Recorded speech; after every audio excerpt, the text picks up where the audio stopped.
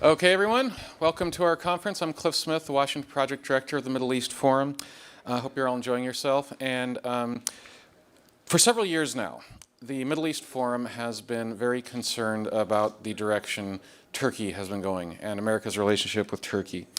Michael Rubin actually just said something I wish I had thought of. I believe he said that Turkey is to radical Islam today what Saudi Arabia was in the 20th century. I think that's true, and I think it's very unfortunate and sad, because it has gone from a relatively secular democracy that largely shared our interests to a safe haven for radicals and terrorists. And yet Turkey remains a NATO ally. It remains embedded in our foreign policy, and this is a very difficult challenge.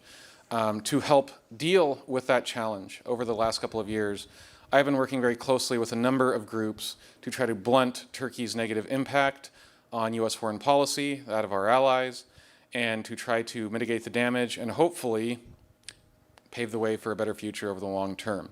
That is several people, representative of organizations that I've been working with are with me today.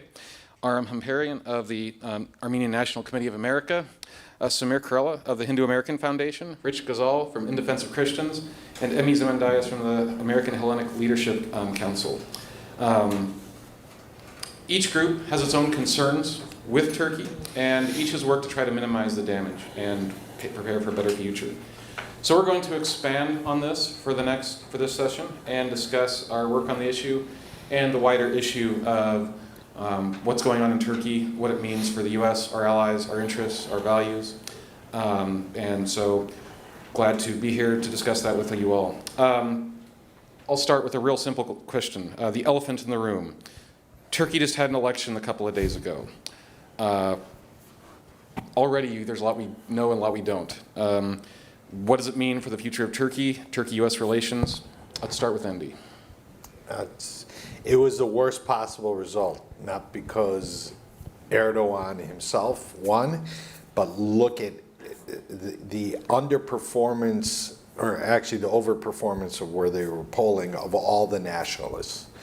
Erdoğan, who was, this guy's a straight out fascist, secular fascist, but he got 5%. He was polling at 2.5%. Something that nobody's played up yet, but if you all remember Turkey's first Islamist prime minister, Erbakan, who wanted to pull Turkey out of NATO and create an Islamic NATO, and then the generals overthrew him in a bloodless coup in the late 90s. His son ran, and the New Welfare Party got 3%. The MHP, the nationalist partner of Erdoğan, they were polling at 5%, and despite having in effect brain-dead leader, they got in at 10%, which was equal to what Akşener, the nationalist coalition partner in the party of 6, got.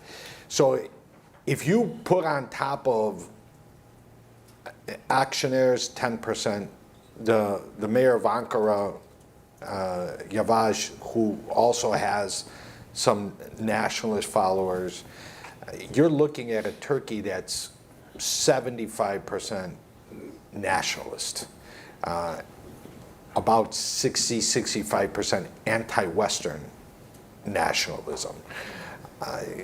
The last week, Erdoğan openly used Biden in the campaign. He says the Americans want Kılıçdaroğlu. He's using every time their economy, ladies and gentlemen, is already hurtling over a cliff. The election result made the lira drop. He's going to run out of cash this summer. People have not paid attention to what he's done in this campaign. We joke around about stimulus checks and the rest. Last week he gave a 45% increase to all public employees. Last month, he allowed 2 million people to retire early. And there were all kinds of videos on Sunday of him walking around the polling places handing out cash. They are going to run out of cash. And at least Kılıçdaroğlu, we know he would have gone to the IMF. there would have been some tremendous leverage. What Erdogan is doing is saying the interest rate lobby, which we know what he means, is the most common anti-Semitic trope, and he has promised not to go to the IMF, which means that he's going to be going to adversaries of America, China, Russia, Qatar, who have all, by the way, in the last 3 years, along with UAE and Saudi Arabia, given Turkey already a lot of currency swaps. So to make things worse, one of the kind of fail-safes that we thought may be coming is that the opposition would have controlled the parliament. He won the parliament too. So we're talking about a very, very emboldened and unrepentant Erdogan. Sure, others have thoughts on this issue as well. Aram? First, let me say a special thanks to Dr. Pipes, to Greg, Cliff, who was on my speed dial, Benjamin, the rest of the team at Middle East Forum. They're wonderful and very effective partners. Here to this morning with my Indian friends, my Greek friends, my Jewish friends, I'm reminded that for us, ancient civilizations, current events goes back hundreds of years, and recent history is maybe at least 1,000. So let me rewind a little bit when I talk about Erdogan and what happened this past weekend. With the collapse of the Ottoman Empire and the rise of the Republic, the Kemal and the new Republic came to terms with the West. And it was something like this. The past is the past, leave that behind, and stop interfering with our minorities. Leave Turkey for the Turks, leave the past behind, and don't meddle in our affairs. And in return, they said, we'll be something like a reliable regional partner for the West. That became more important as oil was discovered. It became more important as the Cold War evolved and things of that nature. And that peace, that arrangement stuck for decades, probably until the early years of Erdogan. But Erdogan decided to take his country in a different direction, to walk away from that deal. And he did so very clearly. He had very, very clear thinking. There was no illusions on his part about how he wanted to be his own man and for Turkey to be its own country, not second fiddle to anybody, not a junior partner to NATO. He took that country, he took Turkey in his own direction. And it's taken our country a couple of decades to wake up to that fact, and I think in many ways we're still waking up to that fact. I would say, like, if for those of you who like game theory, that it's something like Erdogan is a clear thinker, and Washington writ large, we are wishful thinkers. And in that competition, the clear thinking wins every single time. That Turkey is on its front foot, leaning into policy, forcing the US to respond, sometimes well, usually not well, right? And the United States is constantly on its back foot. I would say that the work of this coalition, in great measure, is seeking to update US policy for the Turkey that exists, for the Turkey that Erdogan has created. He has decided to abandon the responsibilities undertaken by previous presidents, previous leaders of Turkey, and he's done so with little cost. To the point where debating today what types of upgrades his F-16 fleet should receive. We're on our back foot. Turkey is on its front foot. I think that we're probably going to face another 5 years of this, and I think it makes the work of our coalition all the more important. Samir? Yeah, I would just add a South Asian lens here. I'm not as close of an observer of Turkish politics as my friends here, but I do know that if you look back at the last several years, Erdogan has been the architect of moving Turkish foreign policy closer to Pakistan, meddling in South Asia, and being a disruptor in the region. I think he envisions himself a modern caliph, if you will. And the reason that actually has great resonance in South Asia is because, particularly in Pakistan, is because many in Pakistan actually view themselves as descendants of the Turks, denying genetic evidence, of course, which shows like 95+% of their blood is the same as Hindus indigenous to the subcontinent. But if you will, in popular imagination, they view themselves as the inheritor of some of the Turkic invasions from Central Asia into South Asia. It had so much resonance that during 1914 and 1924, during the time when Indians were fighting for independence, there was a Caliphate movement. Caliphate is the Indian way of saying caliphate. And there was agitation by Muslims in the subcontinent to keep the caliphate alive. And they were trying to use that as a bargaining chip with the British and put pressure on the British. So all that being said, Erdogan has kind of positioned himself knowing this history and knowing the popular imagination that resides within Pakistan in particular and South Asia more broadly, has been creating disruption in the diplomatic front in working with Azerbaijan and Pakistan, on the military front, and we'll get into all of these a little bit more in detail, and using soft power as well and information propaganda in the Kashmir conflict, for instance, in South Asia.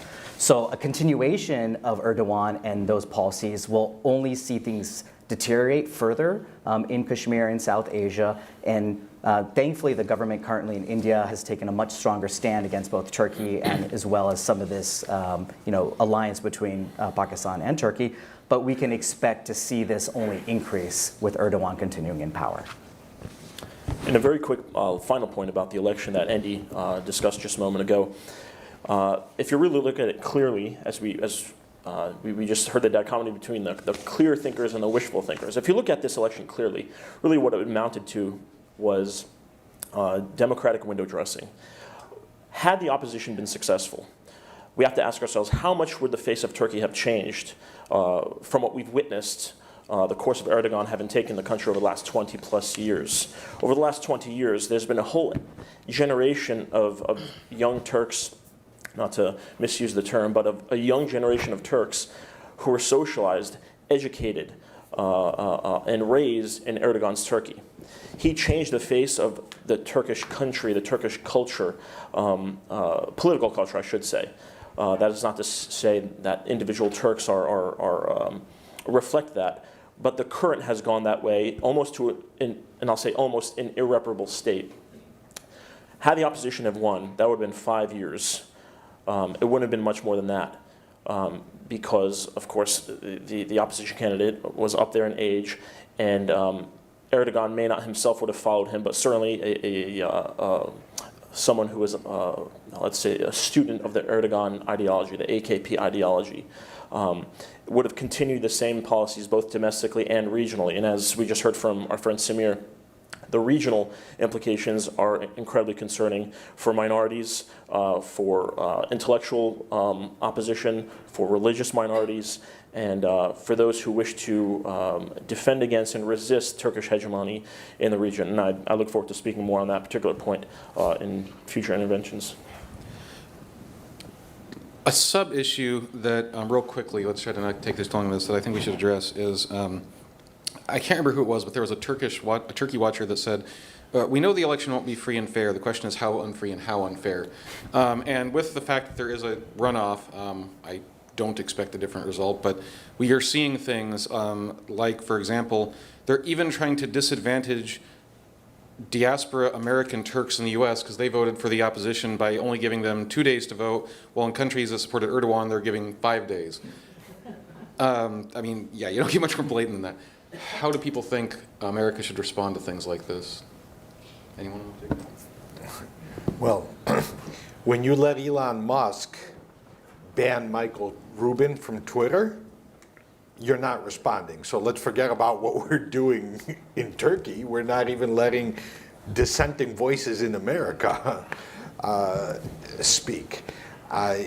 Listen, I think we already blew our chance. There should have been some clear signaling, right?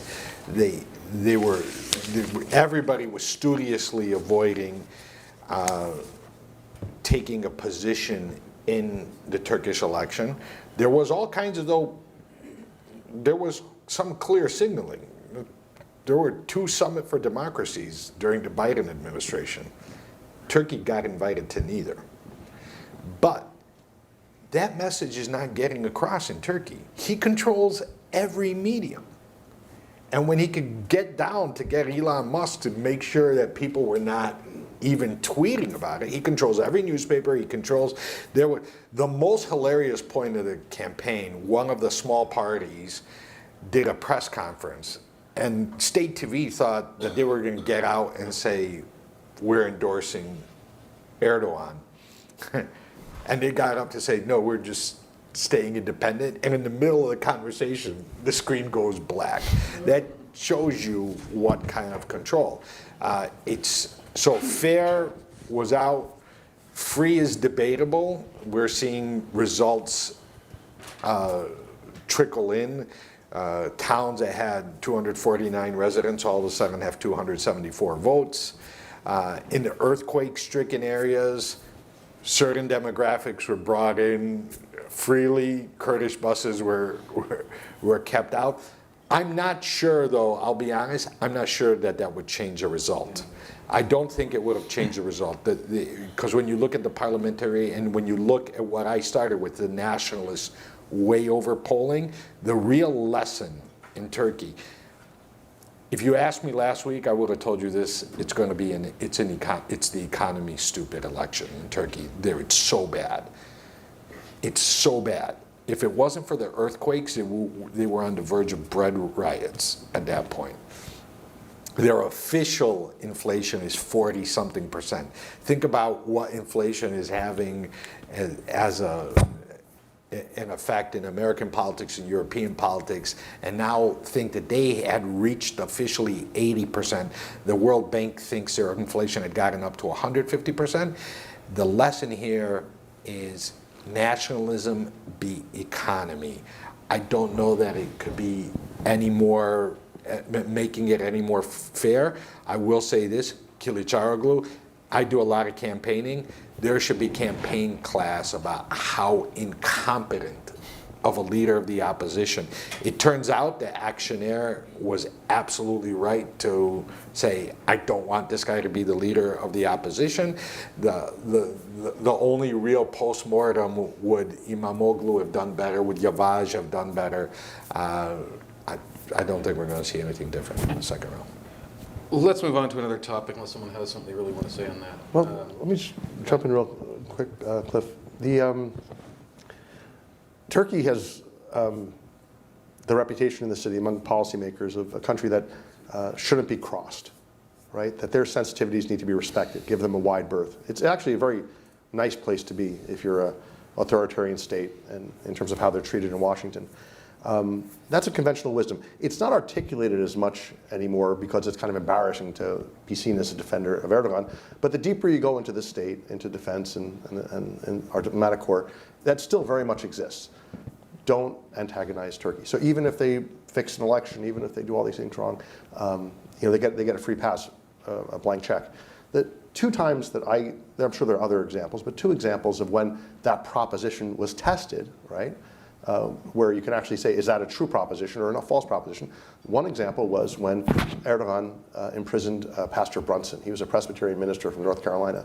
And he was unjustly imprisoned just for some made-up charges, maybe for some leverage over the U.S. And he spent several years in jail until Vice President Pence got involved. Eventually, Senator Tillis from North Carolina got involved. And eventually, President Trump got involved, made a very, very big deal and said, I will crush your economy, perhaps overstated, but nonetheless, I will crush your economy unless that pastor is freed. And guess what? Pastor was freed. Mm-hmm. The proposition here was like you test the proposition, turned out to be false.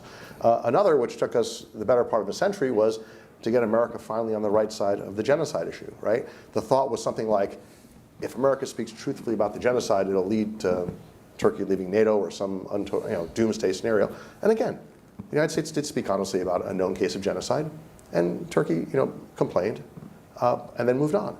So I think, again, what we're trying to do is to update U.S. policy for the Turkey that exists today. They're going to yell and scream and bully and even bribe, right? But our job is to update U.S. policymakers such that they can respond intelligently and rationally. We're not saying the United States and Turkey should divorce, but we are saying that the relationship should be a rational one that actually serves our interests. You actually got into some of the issues I was going to get to next, and that's fine. It actually works out perfect. I think it's pretty clear that politics of Turkey and Washington are changing. Years ago, nobody would have ever thought that Turkey would have got kicked out of the F-35 program. We didn't think that they would recognize, that everybody's afraid to recognize the Armenian genocide. As I discussed just recently for some of you, the issue of Turkish F-16 upgrades is still in jeopardy. This would have been an automatic a few years ago. How do you think this happened? And how do you think you continue to change the conversation going forward? Anybody want to talk about that? Rich, you have any thoughts on that? How do you think the U.S. position on Turkey had changed, and what's the trajectory of that? Yes. Okay. Yeah, I think popular or unpopular in some circles, I think the Trump administration, first off with CAATSA sanctions, although not biting enough, I'd argue, not nearly, kind of set the stage and set the momentum for Turkish accountability. I think it's symbolic, if not more, of where it's headed. Let's give you another example related to that. Is in the same time frame, when in October of 2019, when Turkey rolled into, for the third time in as many years, into northeast Syria and took large swaths of land which were once held by ISIS, then liberated from ISIS, then once taken by Turkey again, which arguably could be argued back in ISIS's hands in the form of radical operators. Vice President Pence at the time rolled in, negotiated a ceasefire, buttressed and supported on the fact that Turkey vowed not to do any more incursions of that sort, kinetic operations in northeast Syria. It wasn't long after that, and let's say till today, here we are 3 years later, where Turkey has violated that ceasefire in excess of 2,000 times. Hasn't been responded to, unfortunately, by the United States, and that's a big mistake, because that also sets precedent. But what was set was the fact that we talked tough. We gave CAATSA sanctions where they belonged, when they belonged, in response to acquisition of Russian weapon systems by a supposed NATO ally, right? And at the same time, another conversation is happening where, as Aram mentioned, they want to acquire upgraded F-16s. Well, guess what? The S-400 Russian anti-aircraft weapon system was designed specifically for U.S. F-16s. Being in possession of both of them, what does that allow a person to do? Reverse engineer, exploit, poke holes in. So these are things that are going noticed by the United States. We're just waiting for them to act accordingly. We've seen a bit of will, but we hope to see more. So I'm going to only disagree. I agree with everything, but I'm going to disagree with him giving the Trump administration credit because I wouldn't give any administration credit. I would give Congress credit. Congress, at the end of the Obama administration, because of the Iran deal, decided we're taking back Article 1 responsibilities for foreign affairs, and they didn't give it back. Trump did not want CAATSA to pass. Congress passed it. If we want to look at where the relationship really blew up, I point everybody, they can still find it. There's a New York Times article that was co-authored by Risch, Menendez, Reed, and Inhofe, and said, you have a choice, Turkey, F-35s or S-400s, not both. Last week, there was a conference on Cyprus here, and you heard, obviously everybody expected the hard line from Menendez, hearing Mike McCall give the same. So all of a sudden, it became a more assertive Congress in foreign policy, which presented a lot more opportunity, because the administration, on no issue will you hear as regularly, right, from the administration. You have hearings all the time in Congress, you have reports all the time in Congress, and that put a lot of pressure on Turkey. Ultimately, the CAATSA sanctions, but let's be clear, just because this is going to be, Secretary Pompeo and President Trump were on very different pages on this one. President Trump tried to the last minute to give F-35s to Turkey.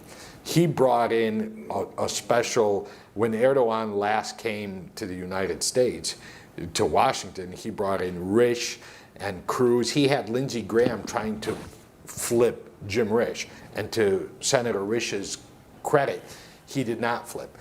All the other things, Syria, huge.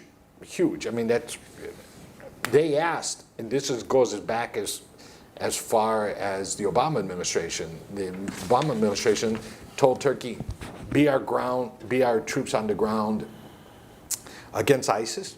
Turkey said no. In fact, we can go on later. They helped in many ways.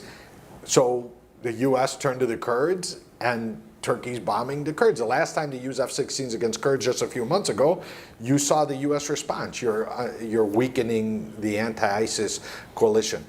The last thing that I think really changed, I don't think Turkey's on its front foot anymore.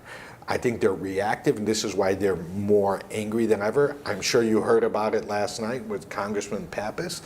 But one of the reasons there was always like give Turkey wide berth is that, they're bigger than Greece. We can't really, Greece is not an alternative. Israel's not an alternative. But when you look at the coalition that's being built in the greater East Med, it's not only Greece, Cyprus, and Israel. It's Greece, Cyprus, Israel, Egypt, France, Jordan. If you look at the countries in the East Med gas forum, Turkey it's not bigger than any of them, definitely as a collective, but Egypt's a bigger population. You have NATO countries in there.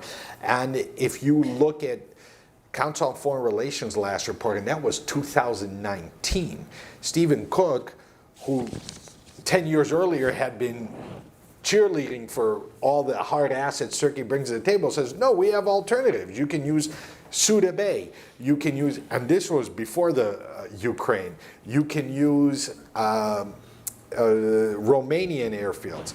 And this, during Russia's invasion of Ukraine, this premise was put to the test. And I think this was kind of a final straw for Turkey.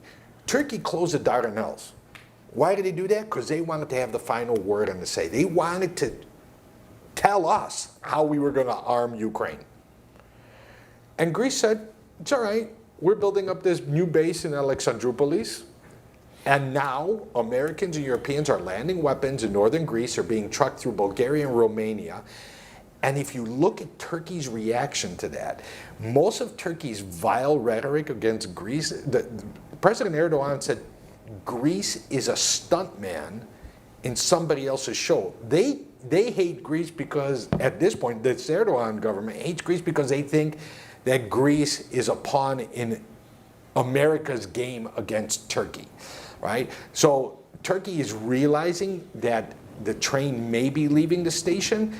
I think the real problem, the next step, is the administration and the next administration have to be clear that the train is leaving the station. I think the biggest problem in Turkey's politics still is they think American administrations, think tanks, civic citizens, we will all blink first.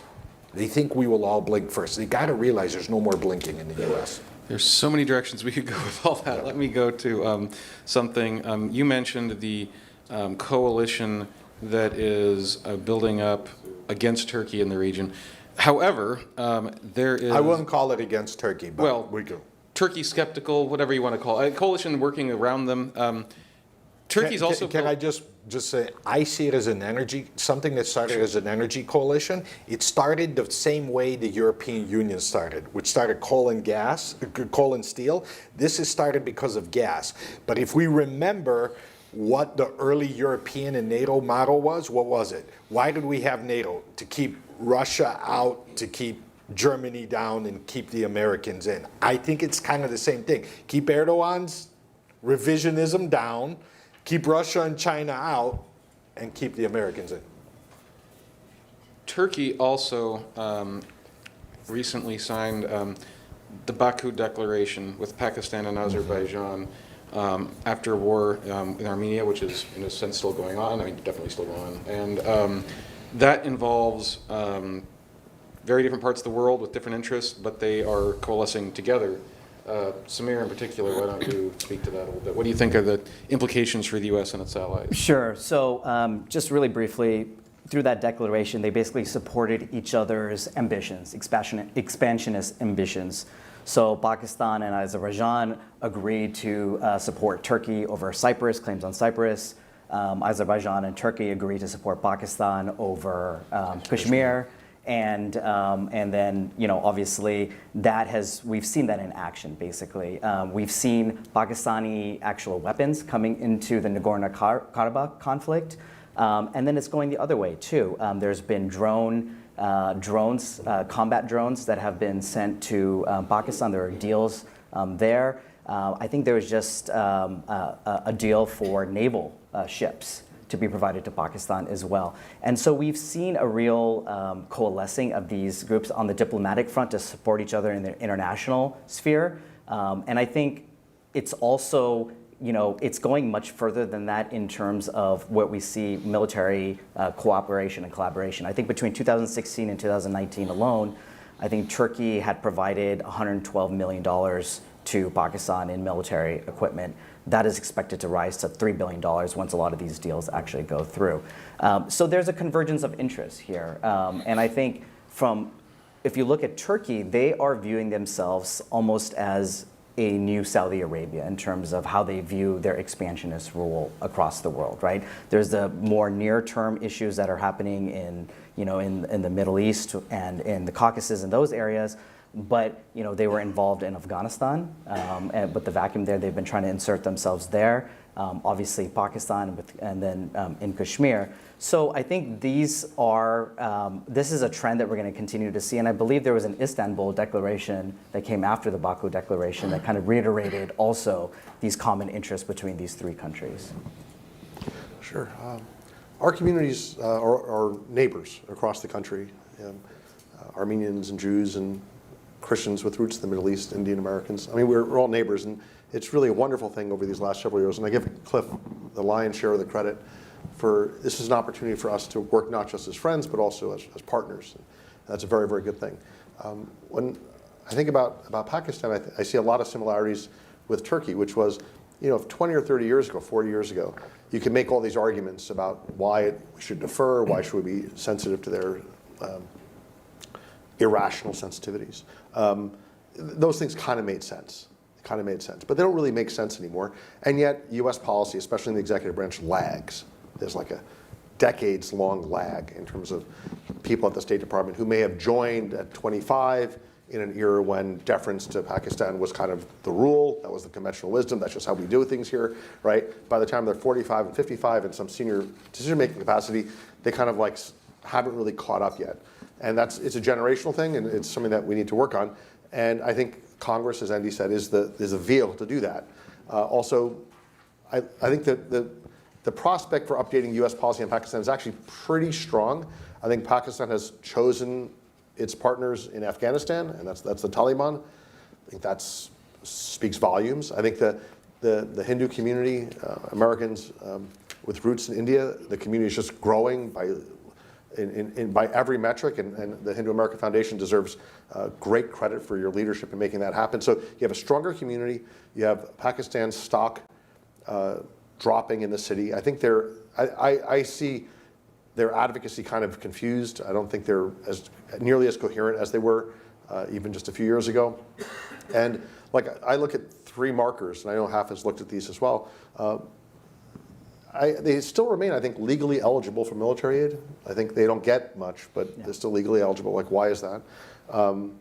Not designated a state sponsor of terror. I think they're probably the #1 state sponsor of terror. People would argue that, of course.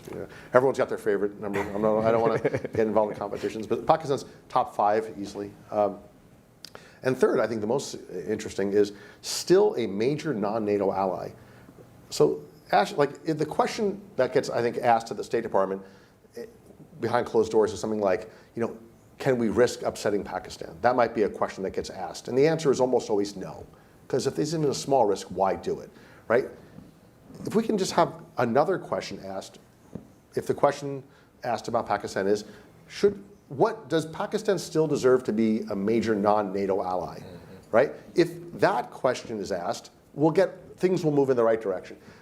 As I say, if the answer you get depends so much upon the question that you pose, right? We just have to, on Pakistan, pose the right questions. Questions that put the Pakistanis on their back foot and asks and demands, frankly, their allies and apologists to answer for their very hostile policies, right? I think we're actually in a good place to do that. And I think, you're quarterbacking that, but we're here to help. Yeah, just not to diverge too much, but I just want to kind of go back to something that you mentioned earlier about if there's a belief in something, test the proposition, right? And so with Pakistan, Okay, everyone was fearful that they have nuclear weapons, so we need to be nice to them. They still proliferated nuclear technology. Okay, everyone was fearful of them supporting terrorist groups, so let's, and creating more chaos in Afghanistan, so let's work closely with them. What did they do? Did that stop them? No. So I think people are realizing now that obviously they've been taken for a ride. The U.S. has been taken for a ride for so many years, and the chickens are coming home to roost now.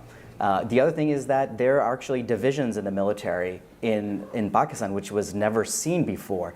So it's not even seen from a military to military perspective, whatever you may view about the, whether that's useful or not, but there is not even a unified command because of politics, because of the political chaos that's happening there, because of the economic crisis. I mean, it's a failed state, pretty much. We don't have to call it that, but it is. And so I think finally, hopefully there's some sense coming, and we're going to see a shift in policy there. And obviously, the damage that they're doing in other regions, despite all these crises, continues. I mean, in the midst of an economic crisis, they're providing military assistance to Azerbaijan in Nagorno-Karabakh. So that tells, I think, us all we need to know. We heard about this a little bit yesterday when we were talking to our friends in the Syrian Democratic Council, but Turkey has a very aggressive stance in northern Syria in a way that is, I would argue, very counter to U.S. interests and the greater peace. It has a disproportionate effect on Syria's Christian minority. You alluded to this earlier, Rich. Your organization has been at the forefront of advocating for them. Do you want to talk a little bit more about that and what it means for U.S. policy, and what do you think the challenges are going to be going forward given all these recent events? Certainly, yeah. Just as Samir so eloquently mentioned earlier, Turkey's greater design, its long-term ambition is regional hegemony, right? Called it the new caliphate. You can call it many things. That's what Turkey seeks to do right now, certainly under the AK party. Part of that design involves northern Syria, as well as northern Iraq, as well as the Caucasus, as well as the Eastern Mediterranean. So it's not local to any particular reason, but it's a 360-degree mission, you might say. Specifically in northeast Syria, what he has been doing, as I mentioned just a moment ago, over the last 6 or so years after the defeat of ISIS, the territorial defeat of ISIS, by the natives on the ground, right? The folks living in northeast Syria, coalition of Kurds, Arabs, Syriacs, who are Christians, who came together to defeat ISIS. Turkey rolls in and essentially reestablishes a mini caliphate in the fashion of ISIS just before it. So this is a big problem. The project that Turkey seeks to undo is one that was, as I said, organically generated by the people on the ground, where for the first time ever in that part of the world and in history, so we're looking at the geographic dimension and the time dimension, the historical dimension, where they're able to construct a true democracy, where there is ethnic, religious pluralism and equality, as well as gender equality, where at every echelon of government that they've put together in northeast Syria includes Christians, Arabs, Kurds, men, women, at every echelon. So it's a really incredible experiment that Turkey seeks to undo. And it makes you ask, you wonder why that is. If Turkey's worried about its domestic well-being, its economy, its robust democracy, you would think having a democracy budding on its front door would be to its benefit. But not if you look at its long-term scheme, and that's the unfortunate part about it. One other thing I'll add about northeast Syria that makes it very unique is the fact that in northeast Syria you have a community of Christians who are some of the first Christians, almost as old as Christianity itself, established shortly after the crucifixion and resurrection of Christ by St. Thaddeus and others who brought the legacy of Christianity from Antioch. These Christians still speak the Syriac Aramaic language. This is not just any language. This is a language spoken by Christ himself. This is a language that I was raised speaking as well. So it's too important on a historical as well as on a spiritual level. And if it goes in that part of the world, it's extend universally. Whether or not that's Turkey's specific intention, maybe, maybe not, but that's certainly the effect, one of the effects. This is a cultural legacy of the world that we all share. This is something that's more than political, it's more than strategic, it's civilizational. So supporting that democracy there is really an important thing for here in the United States because, again, it's a civilizational question. Currently, there are some, let's say, currents or trends within the United States Congress to pull U.S. troops out of northeast Syria, which would be absolutely disastrous. for many reasons. Now, one thing I'll say is our presence there is nominal. It's enough to train, equip, and hold the bottom, essentially. One thing that distinguishes this from the endless wars that we as Americans have come to detest, rightfully so, over the last couple of decades, is the fact that in Afghanistan, in Iraq, we're nation building, right? In northeast Syria, we are not nation building. The natives, the people of the land, they're organically developing this democratic project, and successfully so. We're there to hold off the enemies of such a project. So I'll leave it at that. But it's too important to abandon. One, it gives Turkey carte blanche, and two, it abandons a very important budding democracy on the ground. There's a geopolitical aspect. We've never dealt with this really as a coalition, but just because the State Department's report on religious freedom came out a couple days ago, Turkey's treatment of Christianity gets zero play here. Part of it because of all the Armenian genocide denial, and people got used to ignoring the plight of Christians. And actually there was a great book a few years back by two Israeli scholars that called the Armenian genocide as part of a 30-year Christian genocide. And it's true, because it was Armenians and Greeks and Assyrians, and Christianity went from about 30% of Turkey to like less than 1%. I won't get into the real plight of Christians, but we should be paying attention to how the Turks are working with the Russians to undermine historic Christian communities, right? The Russians want to have primacy in the Orthodox world. The Russians still believe in Sam Huntington's Clash of Civilizations, and even though there's a lot of good things I can say about his theory, one place that he got it wrong, he put Greece, Romania, Bulgaria, Cyprus in the Russian camp. Imagine where we would be today in the West, and where Ukraine would be if Greece and Cyprus were actually with the Russians instead of with EU and the US. Russia is presently working with the Turks to try to bloodlessly, ethnically cleanse the Ecumenical Patriarch. The Ecumenical Patriarch, which is the Pope of the Worldwide Orthodox Church, has stayed in Constantinople, in Istanbul. There's only 2,500 Greeks there left.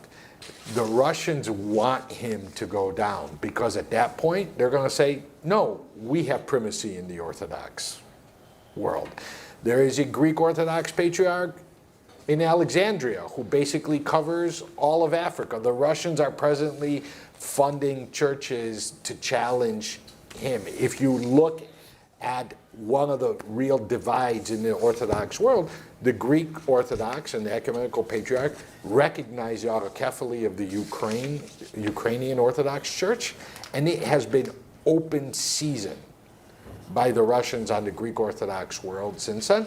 And frankly, as the West, we are not doing enough. There is a Russian angle there, and you want to see us be really on our back foot, let the Russians own the Orthodox Church. Here's a more general issue I'll ask about, because I think Turkey has tried to sell itself as a partner of the U.S. in the Ukraine issue. And I think the truth is a lot more complicated. Does anybody want to speak to what that might be? Aram in particular, obviously, Armenia has a very complicated situation given their neighbors. Yeah. How do you think this whole has played out for Armenia and for the wider region? Turkey's smart to present itself as a partner on Ukraine, because that's the signature issue now in Washington. I would say that our preference would be the alliance is over between the U.S. and Turkey. There was an alliance of shared values, maybe shared threats, that existed for much of the Cold War. I think we're in a transactional relationship today with, as I mentioned earlier, the Turkish side having greater clarity about how transactional it has become, and folks in our State Department, Defense Department, intelligence community still kind of wishfully thinking that it were more, alliance, shared values based. So we should look like with open eyes upon how Turkey is being helpful and unhelpful on Ukraine. I understand they opened the Dardanelles, closed the Dardanelles in ways that I think similarly advantage and disadvantage both sides of the conflict.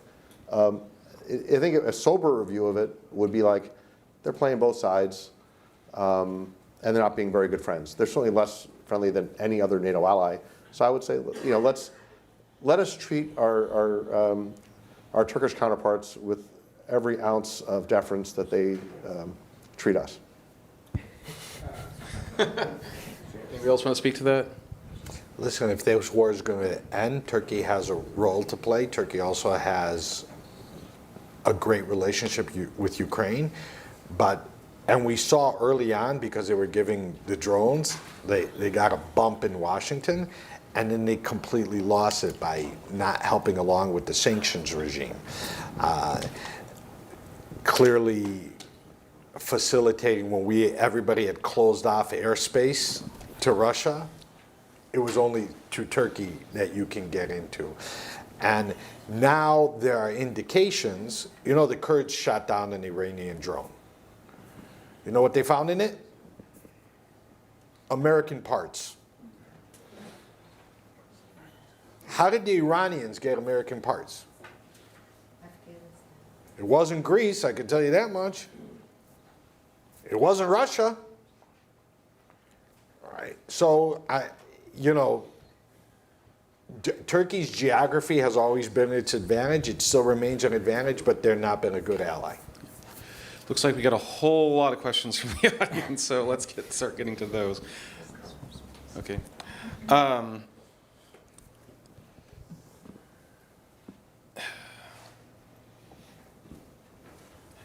Given another issue, we've alluded to this before, Armenia is in a very difficult part of the world, and from American point of view, there's difficulties there. The Armenian National Security Advisor met with the Iranian National Security Advisor to discuss cooperation.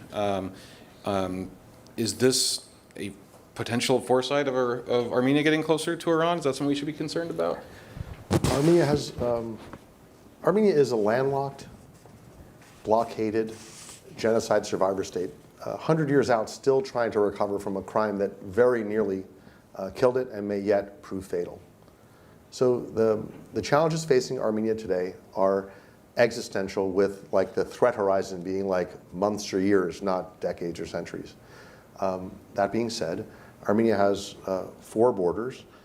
2 of them are closed. One of them's a hot conflict with Azerbaijan. Turkey has closed its border long ago.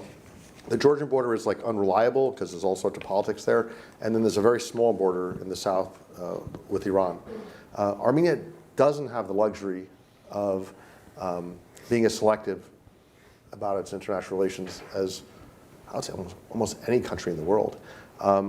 If, for example, during the Russian-Georgia war, that border was closed for many weeks while that war carried on, the only source of energy and food and other life-saving supplies was through Iran. So Armenia might have, whoever's in charge of Armenia at that time or today might say, well, here's the politics, here's the global optics of trading with Iran, let's shut that border down. That is a decision that might be popular in Washington or other capitals around the world, but it would be suicidal for the Armenians. This is the situation Armenia faces today. Landlocked, blockaded, genocide survivor state, took a major hit, lost 9/10 of its land, 2/3 of its population a century ago, still trying to recover from that. Just lost 2 years ago another 75% of Nagorno-Karabakh. So we're talking about a country that's very much on the edge. And I totally understand how DC works and the issues that are important here, but and folks like to keep score sometimes, and it's a perfectly fair thing from wherever folks sit. They want to keep score of where do countries line up, are they on the right side or wrong side of the issue. All I would ask is to just walk a mile in Armenian shoes, and you might see that the choices and the options available to us are highly, highly limited. Here's a much more general question. If and when Turkey's economy collapses, as we've heard people allude to during this panel, how will it affect its domestic and foreign policy going forward? I don't think the world will let Turkey collapse so much as they'll just exact some huge price for propping them up. Is that your thought? Yeah, I mean, the utter collapse, again, may be precluded because an utter collapse would probably mean another European banking crisis because Spanish banks are horribly overexposed to Turkey. I think the bigger concern is that the West will say, come on guys, IMF program. Will some concoction of UAE, Qatar, Saudi Arabia, China, Russia give them a more permissive package? That's one. The second that I be more worried about is him doing North Korea type stuff. Oh, you guys think this pipeline is happening, or you think this LNG is happening? I'm sending out the Turkish Navy. And if we think about the existential crisis of like, oh, Russia invaded Ukraine and the West has got to wake up. That's fine. Ukraine's not a member of the EU and not a member of NATO. You have Turkey, who has pre-declared war on a member of NATO and the EU in Greece.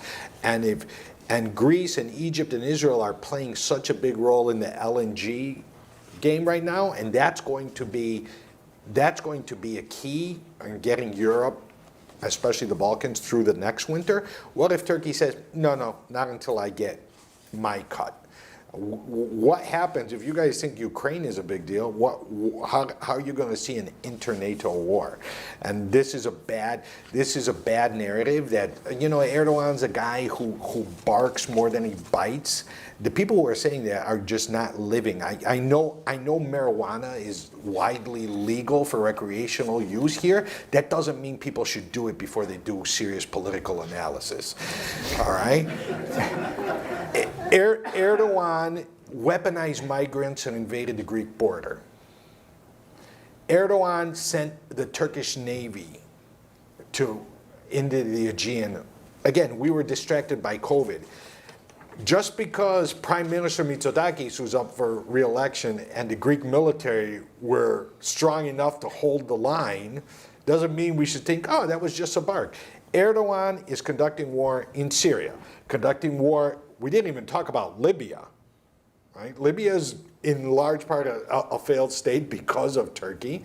In Artsakh, in Kashmir, we know there were Turkish drones in Kashmir. Arming Boko Haram. Arming Boko Haram. One of the things that they did is they sent Hezbollah fighters to vote into the earthquake zones. So if anybody thinks that that's the behavior of someone who barks more than bites, okay. I know there was just down in DuPont, there's a very, very smelly marijuana dispensary. I'll take you there. The other thing I would just briefly add is if you look at the parallels with other countries, when there's an economic crisis domestically, oftentimes they become more aggressive in their foreign policy to distract the population from what's happening at home and get them focused on something external.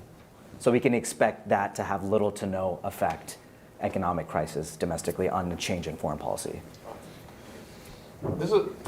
This is an issue I've not heard about, so maybe you guys won't know much about it. But one of our guests asked that says there's recently has been exposed there are Turkish Muslim missionaries that are converting people in the Brazilian Amazon, and there have also been Pakistani missionaries in the Amazon. Does anybody know about this and know what they might expect from it? I don't know about Brazil.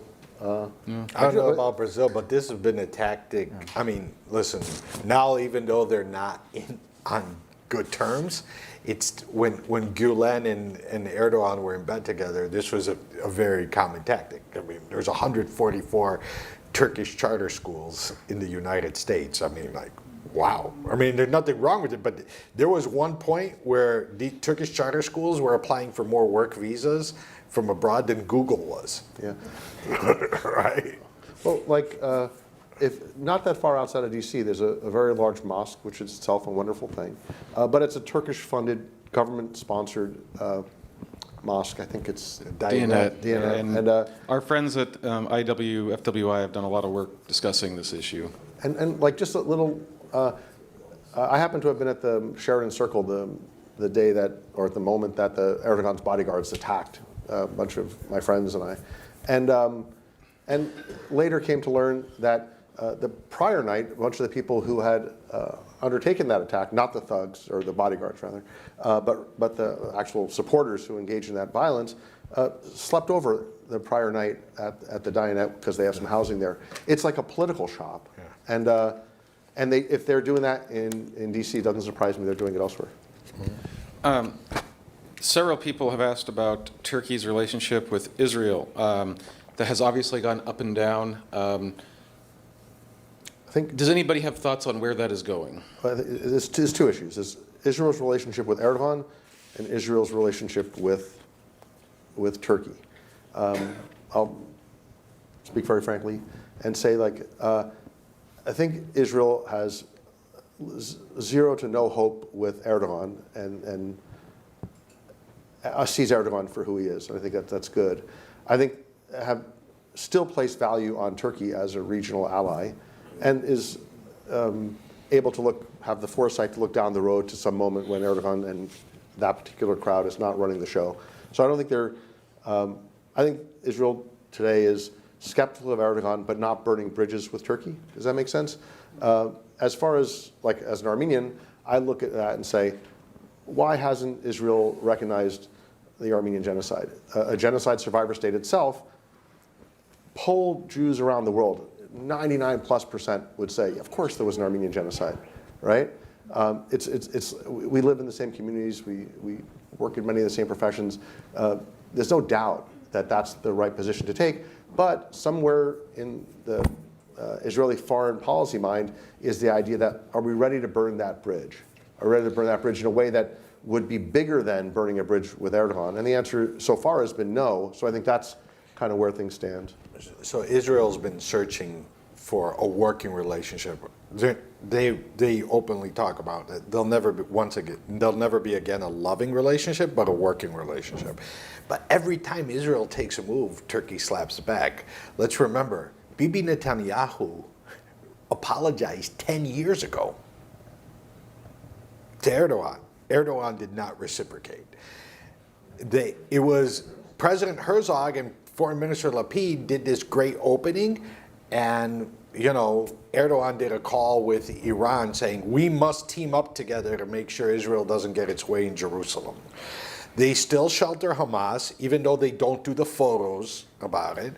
Hamas does its financing through Istanbul banks. So Erdogan is really good about doing these splashy photos, these hints towards rapprochement, but doesn't do it. Now, the real challenge for Israel right now is, how do you find that working relationship when Egypt and Erdogan are never going to get along? This is not the same calculation Israel had 10 years ago.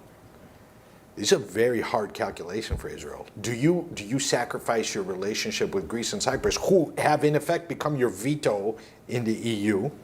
Do you sacrifice your relationship with the EU? Do you sacrifice not with the EU, with Egypt? And do you sacrifice your relationship in the energy diplomacy game? And to what end? For what? To get played by Erdogan again? Erdogan's a guy, and I don't think Israelis forget this, who literally backhanded Shimon Peres on stage in Davos, who took Bibi Netanyahu's extended hand of friendship and slapped it back. Yeah, it's like Turkey treats Israel like a public punching bag to make domestic points, and it's not a reciprocal relationship as far as I can tell. Let me ask one question that's alluded to but not directly stated here. Turkey, one of the other states that Middle East forums hadn't been very concerned about is the role of Qatar. Qatar has been sort of the bankroll for radical Islam. It's been very close to Pakistan. It's been very close to Turkey. They all have one thing in common. They're, on paper, U.S. allies. Samir, what do you think that does to U.S. relationships with other states, with India, for example, among others? Sure, and I think there's some of this may be discussed a little bit later today, but if we just talk about Qatar's influence in the U.S., for instance, as a starting point, which then obviously clouds how we view other countries and other partners across the world, the amount of investment into university systems that shape narratives on countries such as India, for instance, is tremendously, is a huge, tremendous problem. Then you see Al Jazeera, right? And I think there was some discussion yesterday about FARA and why Al Jazeera has, or AJ Plus has not been forced to register under FARA, even though there's been a move for that. Even how their media arm, their media mouthpiece, again, dictates how policies are viewed and shaped. Again, across South Asia, where is my particular specialty, it has an influence on policymakers, because when we're going into conversations, a lot of what these policymakers see and hear is from a lot of the reporting in the news, referencing academics and these reports that are coming out of think tanks, academia, and a lot of that funding can be drawn back to Qatar. And so this is becoming a huge problem. It's become so embedded. It's oftentimes beneath, like layers and layers beneath. So it's hard to go back and now disrupt it. There are several questions, I'll sort of summarize them, about Turkey's role in NATO. Will they be kicked out of NATO? Should they, assuming Erdogan wins the runoff, which I think we all suspect, what direction will he take Turkish policy? Does anybody want to speak to that? So they can't be kicked out of NATO. We should stop having that conversation, because then it's not a legit threat. They can't be kicked out of NATO. They don't necessarily want to be in NATO because they share the alliances. They want to be in NATO because it's another card. Erdogan's has transactional foreign policy with everybody. The NATO transaction is great for him. Look at this debate with Sweden getting in. He's making Sweden clamp down on Kurdish activists in Sweden. He might not get them extradited, but they're not going to be able to do what they've been doing in Sweden, even speak. Forget about this nonsense thing that they carry out attacks from Sweden. He will never leave NATO, never. Take this, he will never leave NATO by himself, because the day he leaves NATO, Athens is going to at least invoke Article 3 consultations, right? This is a guy who every day, again, something that doesn't get, because we are only, if it bleeds, it leads. Up until the earthquake, he was conducting armed violations of Greek airspace and territorial space every day, right? If we do not understand how that could turn it into a full-blown war. So he won't leave NATO, because if he did that, Greece would have at least Article 3 consultations. But what NATO can do, for example, with Sweden, don't give them the option. Don't beg them to let Sweden in. Arm Sweden as if they were an ally. Treat Sweden as if they're an ally, even if Turkey says no. And you know what? To make it even worse for them, make it clear that that arming and that funding is coming to what otherwise would have gone to NATO ally Turkey. Isolate them from diplomatic meetings. Do more things like, no, you can't be in the Democracy Summit. Do things like an international fora at the East Med Gas Forum, where everybody was unanimous on this. Greece, Cyprus, Israel. They did a unanimous communique. There's a place at this table for you, but it's if you play with all the rules that we have all agreed on, not your own rules. Turkey has a problem with what Rich said. They want to be a hegemon. They think they are China, and that the East Mediterranean is the South China Sea and the Aegean, is the East China Sea, and the Black Sea is something else. They're not. China is bigger than all the other Southeast Asian states combined. Turkey is not as big as all the other East Med countries combined, and we should disabuse them of the notion that they are. They think they are, they think we treat them that way, and there are definitely things, and clearly keep denying him the one-on-one meeting with Biden. So just one quick thing there. They don't want to just be a hegemon. Let's be very clear about that. They want to be an Islamist hegemon. Yeah. And that is very important in terms of their funding of terrorist groups, the propaganda wars that they're carrying out in different places. Just a small funny diversion. I don't know how many of you have heard of the popular TV series in Turkey called Ertugrul. I don't know if I'm pronouncing that correctly. But it's a fictional drama about who was allegedly the father of the person that started the Ottoman Empire.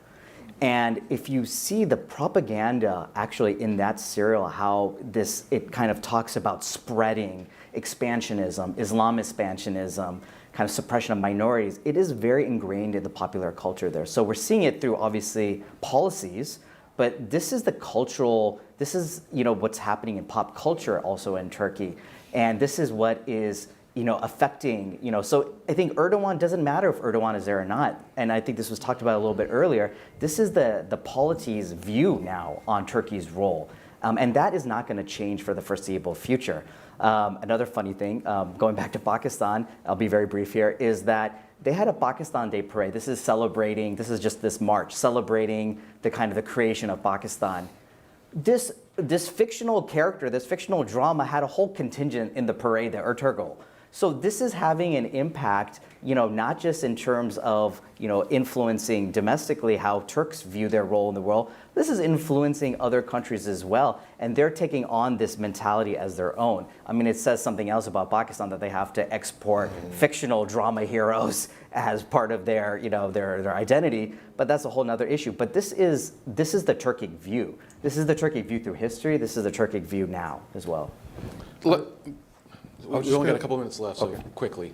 I agree with Endy on Turkey's getting all the rewards, none of the responsibilities for NATO membership. Why would they leave? Although I will say this, I think Dr. Pipes wrote a piece some years ago about how there are vehicles to exclude Turkey from NATO. Without kicking them out, per se. Yeah. Someone asked something that I'm going to expand a little bit. They said, and this will be our last question, he asked, what do you think of the call of a tourism boycott of Turkey? There's an embedded question here, and I would say is what can civil society do in America to change directions in Turkey? I'll even add, given the fact that we had Enes Kanter Freedom here yesterday, what can dissident Turks in America do to change the direction of Turkey? Rich, you want to start there? I think use their voices is certainly a good place to start, but the boycott is absolutely one that I would say is necessary. Because that's Turkish economy, whether we're talking Turkish Airlines, whether we're talking Turkish products, food, clothing. I mean, if you look at any label, many labels, in men's clothing I can only speak for, made in Turkey.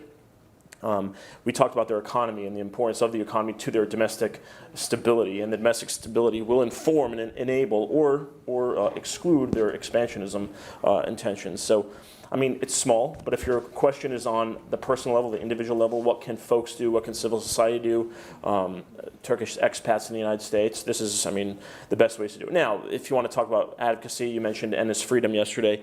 Advocacy is a different matter altogether. Using their voice is really where that happens. But for individuals, it's boycott, it's spreading the message, it's being clear thinkers. We are out of time. Thank you very much to our panelists. Really appreciate it. And